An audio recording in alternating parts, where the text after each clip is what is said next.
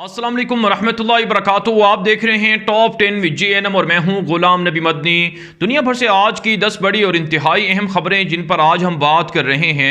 नाज़रीन किराम, आज 2 जनवरी 2021 है और आज दिन है हफ्ते का। ये टॉप 10 विद JNM का शाम का बुलेटिन है। खबरों का सिलसिला शुरू कर लेते हैं। जो आज की पहली बड़ी खबर है ये मकबूजा कश्मीर से है।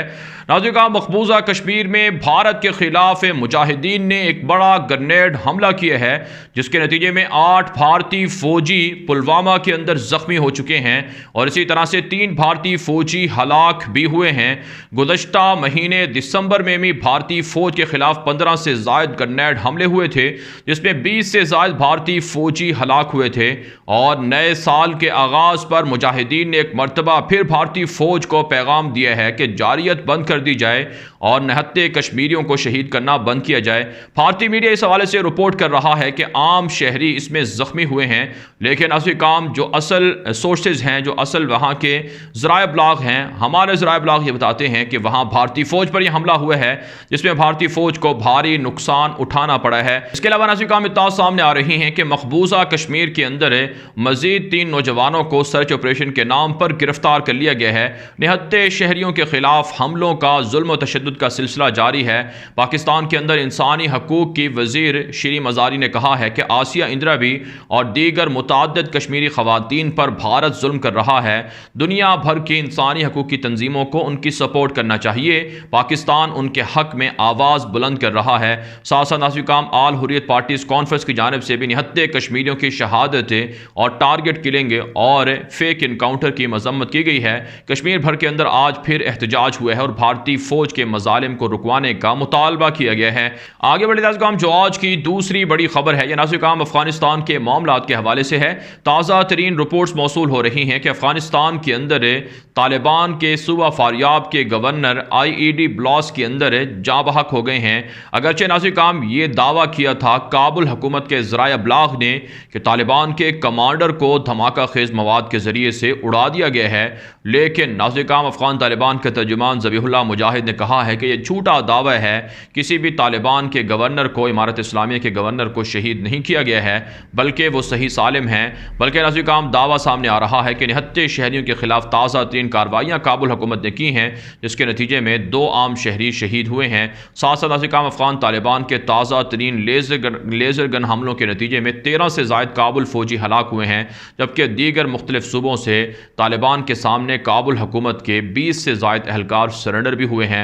अफ़गान तालिबान और काबुल फ़ौजों के दरमियान इस वक्त शदीद झड़पें और लड़ाइयाँ जारी हैं, जबकि मुख्तलिफ सूबों के अंदर जो काबुल फ़ौजी मारे जा रहे हैं उन्होंने एहतजाजी मुज़ाहरा किया है कि तालिबान के साथ झड़पों में उन्हें नुकसान हो रहा है, लेकिन काबुल की फ़िज़ाइया उनकी मदद नहीं कर रही है। साथ साथ नाज़रीन निहत्ते शहरियों की टारगेट किलिंग पर अक़वाम मुत्तहिदा ने तशवीश का इजहार किया है और अशरफ गनी से कहा है कि वो निहत्ते शहरियों को, सहाफ़ियों को कत्ल करने से बाज रहे। आगे बढ़े नाज़रीन, जो आज की तीसरी बड़ी खबर है, यह नाज़रीन चीन, भारत और नेपाल के मामलात के हवाले से है। ताज़ा तरीन रिपोर्ट सामने आ रही हैं। भारतीय मीडिया दावा कर रहा है कि नेपाल के अंदर सियासी कशीदगी ताहाल जारी है और चीनी सदर शी जिनपिंग की जानिब से जो 4 रुकनी मुज़ाकराती टीम भेजी गई थी, वो कम्युनिस्ट नेपाल की पार्टी से मुज़ाकरात करने में नाकाम रही है। दीगर जो सियासतदान हैं वो KP शर्मा ओली की जो जमात है कम्युनिस्ट पार्टी, उनकी जो हुकूमत है उसके ख़िलाफ़ हैं और अभी तक इनके दरमियान कोई डील नहीं हुई है। गोया कि चाइना का जो एक तरह से सियासी मिशन था या सफारती मिशन था वो नाकाम हुआ है।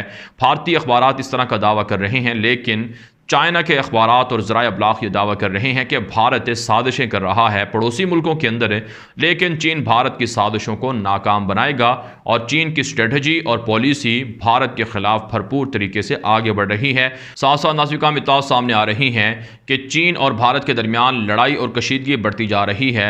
जो पेंगोंग झील है वहाँ पर जदीद तरीन कश्तियों को, बोट्स को पेट्रोल के लिए बाकायदा भारत ने डिप्लॉय कर दिया है। और साथ साथ नाज़रीन इत्तला ये भी सामने आ रही हैं कि चाइना की जानिब से भी भारत के खिलाफ जदीद तरीन जंगी हथियारों का और टेक्नोलॉजीज़ का तजर्बा किया जा रहा है। आगे बढ़े नाज़रीन, जो आज की चौथी बड़ी खबर है, ये नाज़रीन भारत के अंदर किसानों की तहरीक के हवाले से है। ताज़ा तरीन रिपोर्ट्स मौसूल हो रही हैं कि किसानों की तहरीक उरूज पर है। 26 जनवरी जो भारत का यौम जमहूरिया भी है, इस मौके पर दिल्ली के अंदर ٹریکٹرز کی پریڈ ہوگی اور ساتھ ساتھ کسانوں نے کہا ہے کہ پوری دلی کے اندر کسانوں کے سکھوں کے ٹریکٹر گھومیں گے اور مارچ کریں گے اور مودی حکومت کے خلاف پلان 2 کا بھی آغاز کیا جا رہا ہے، چونکہ کسانوں نے سکھوں نے الٹیمیٹم دے رکھا ہے کہ اگر 4 جنوری کی ملاقات میں مذاکرات میں کامیابی نہ ہوئی تو پھر جلاؤ گھیراؤ ہوگا اور مودی حکومت کے جو رہنما ہیں ان کے گھروں کا محاصرہ کیا جائے گا، دھاوا بولا جائے گا۔ ساتھ ساتھ ناظرین کام کسانوں کے خلاف مودی حکومت کے ہتھ کنڈے بھی جاری ہیں۔ آپ جانتے ہیں کسانوں پر بھاری بھر قرضے ہیں، اس لیے بہت سے کسان خودکشیاں بھی کر چکے ہیں۔ آج ایک اور کسان نے خودکشی کی ہے، کہا جاتا ہے کہ 30 سے زائد کسان اب تک ایک ماہ میں خودکشیاں کر چکے ہیں، جو بھارت کی مودی حکومت کے خلاف احتجاجاً خودکشیاں کی ہیں تاکہ مودی حکومت کم از کم شرم کر لے اور کسانوں کے خلاف بنائے گئے قوانین کو ختم کر لے۔ ساتھ ساتھ ناظرین اطلاعات سامنے آ رہی ہیں کہ دنیا بھر سے کسانوں کی تحریک کو سپورٹ کیا جا رہا ہے۔ آگے بڑھے ناظرین جو آج کی 5ویں بڑی خبر ہے، یہ ناظرین بھارت سے، سری لنکا سے اور جرمنی سے ہے۔ تازہ ترین رپورٹس موصول ہو رہی ہیں کہ بھارت کے اندر لو جہاد کے نام پر مسلمانوں کے خلاف کریک ڈاؤن کا سلسلہ جاری ہے۔ برطانیہ کے مشہور اخبار مشہور میڈیا نیٹ ورک ٹیلی گراف نے نیوز جاری کی ہے، رپورٹس دی ہیں کہ 40 سے زائد مسلمانوں کے خاندان اس خوف سے کہ ہندو انہیں گرفتار کریں گے وہ اپنے گھروں کو چھوڑ کر فرار ہو گئے ہیں۔ اس سے واضح ہوتا ہے کہ مسلمانوں کے خلاف کس قدر ظلم جاری ہے، انہیں ڈرا دھمکا کر ان کی جائیدادوں پر قبضہ کیا جا رہا ہے اور انہیں لو جہاد کے نام پر جو متنازع قوانین ہیں ان کے نام پر ہراساں کیا جا رہا ہے، جس کی وجہ سے وہ خاندان اپنے گھروں کو چھوڑنے پر مجبور ہو رہے ہیں۔ اس کے علاوہ ناظرین سری لنکا سے خبر یہ ہے کہ وہاں حکومت کی جانب سے پہلے جو مسلمان مردے تھے ان کی تدفین کو روکا جاتا تھا، انہیں زندہ جلایا جاتا تھا، جس پر مسلمانوں نے اور عیسائیوں نے احتجاج کیا کہ کرونا وبا سے اگر کوئی مریض جاں بحق ہوتا ہے تو اسے دفنانے کے بجائے جلانا غلط ہے اور یہ اسلامی قوانین کے خلاف ہے۔ اب ناظرین سری لنکا کی حکومت نے دنیا بھر سے پریشر کے بعد اپنے فیصلے کو ریوائز کیا ہے اور اب سری لنکا کے اندر مسلمانوں کو حقوق ملے ہیں کہ وہ اپنے مردوں کی تدفین کر سکتے ہیں۔ اس کے علاوہ ناظرین اطلاعات سامنے آ رہی ہیں کہ جرمنی کے اندر ایک ہفتے میں دوسری بار وہاں کی برلن کی جامع مسجد کو دھمکی امیز خطوط مل رہے ہیں۔ اس سے پہلے بھی ایک پاکستانی امام کو شہید کیا گیا تھا۔ مسلمانوں کے خلاف جرمنی کے اندر اور یورپ کے اندر اسلاموفوبیا کے واقعات میں اضافہ ہو رہا ہے۔ آگے بڑھے ناظرین جو آج کی 6ٹھی بڑی خبر ہے یہ ترکی سے ہے۔ ناظرین اسرائیلی اخبارات کے اندر اور مغربی ذرائع ابلاغ کے اندر ترکی کے خلاف پروپیگنڈا کیا جا رہا ہے کہ ترک صدر رجب طیب ایردوان ترکی کو روس کے ساتھ ملا کر بڑی بڑی سازشیں کر رہے ہیں۔ اب یروشلم پوسٹ کے اندر ایک رپورٹ چھپی ہے کہ روس کے ساتھ طیب ایردوان نے تعلقات بنا کر روس کو نوازا ہے اور روس ایک مرتبہ پھر سوویت یونین کی طرح کی طاقت حاصل کر رہا ہے۔ جبکہ ناظرین بھارت کے اخبارات کے اندر میڈیا نیٹ ورک کے اندر ترکی کے خلاف مذمت کی جا رہی ہے، تنقید کی جا رہی ہے کہ ترکی اور روس کے درمیان اختلافات بڑھ چکے ہیں۔ کریمیا کے معاملے میں روسی موقف کو ترکی نے مسترد کر دیا ہے اور کریمیا کو روس کا حصہ تسلیم کرنے سے ترکی نے انکار کر دیا ہے۔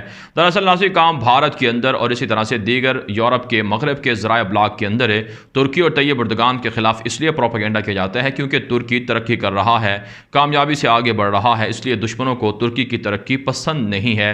ساتھ ساتھ ناظرین ترکی کے وزیر دفاع نے شام کے ساتھ ملحقہ بارڈر پر سرحدی علاقوں پر جدید ترین خیمے اور ساتھ ساتھ شامی مہاجرین کے لیے گھروں کے بنانے کے منصوبے کا جائزہ لیا ہے اور جدید ترین گھر بنا کر دیے جا رہے ہیں، سوسائٹیز بنا کر دی جا رہی ہیں تاکہ شامی مہاجرین اپنے گھروں میں پرامن طریقے سے رہ سکیں، جسے دنیا بھر کے اندر سراہا جا رہا ہے۔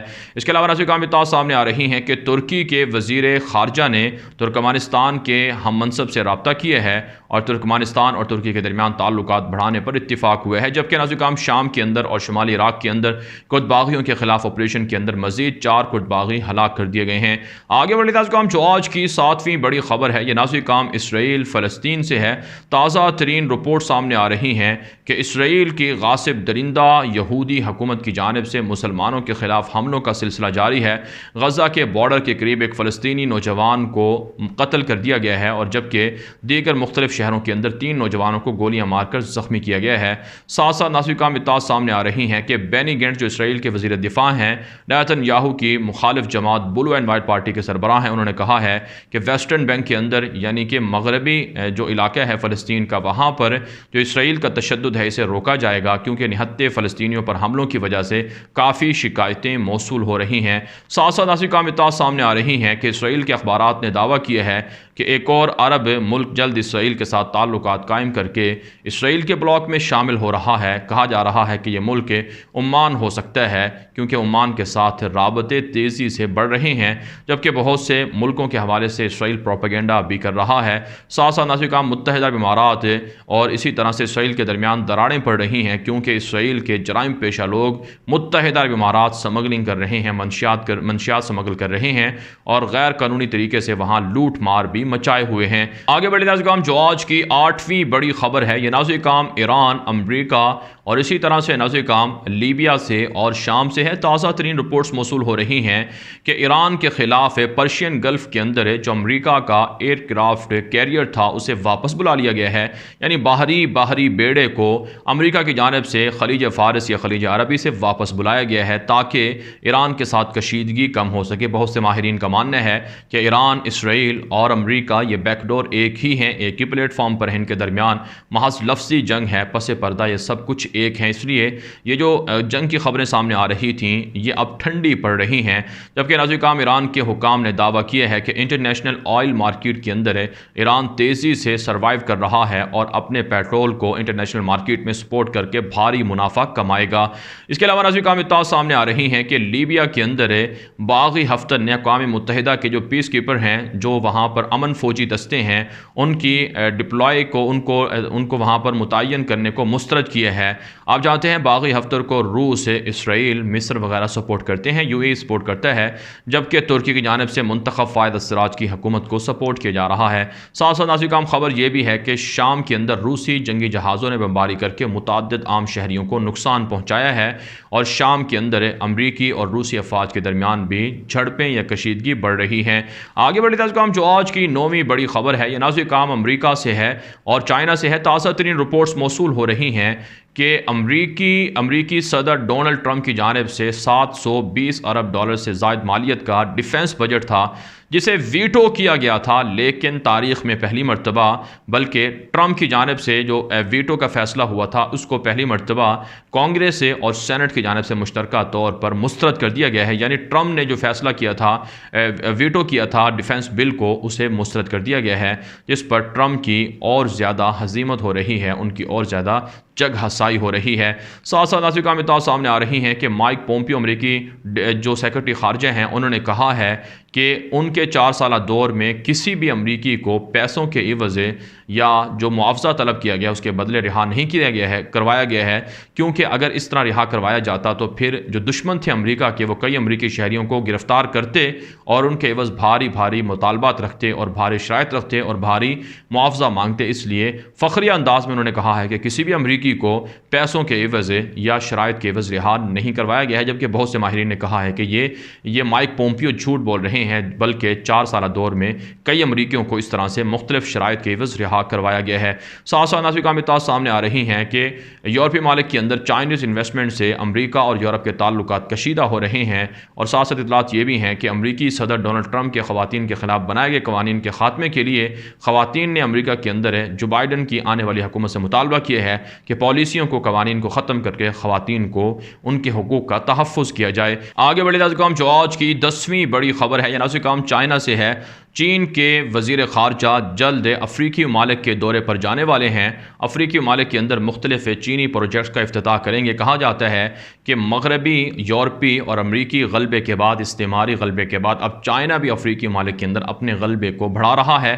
بیلٹ اینڈ روڈ انیشیٹو منصوبے کو افریقی ممالک تک وسعت دی ہے اور متعدد افریقی ممالک کے اندر چینی پروجیکٹس جاری ہیں اور چین کے لاکھوں شہری وہاں پر بطور ورکرز اور لیبر کام کر رہے ہیں۔ گویا پوری دنیا چین کے معاشی کنٹرول میں آ رہی ہے۔ ساتھ ساتھ ناظرین کرام، تائیوان کی جانب سے چین کے ساتھ مذاکرات کا کہا گیا تھا، جسے چائنا نے مسترد کر دیا ہے کہ تائیوان کے ساتھ کوئی بھی مذاکرات نہیں ہو سکتے ہیں، کیونکہ تائیوان کی جانب سے امریکہ سے اسلحہ اور ہتھیار خریدے جا رہے ہیں اور دشمنوں کے ساتھ ہاتھ ملا کر، دوستیاں بڑھا کر چائنا کو تھریٹ کیا جا رہا ہے۔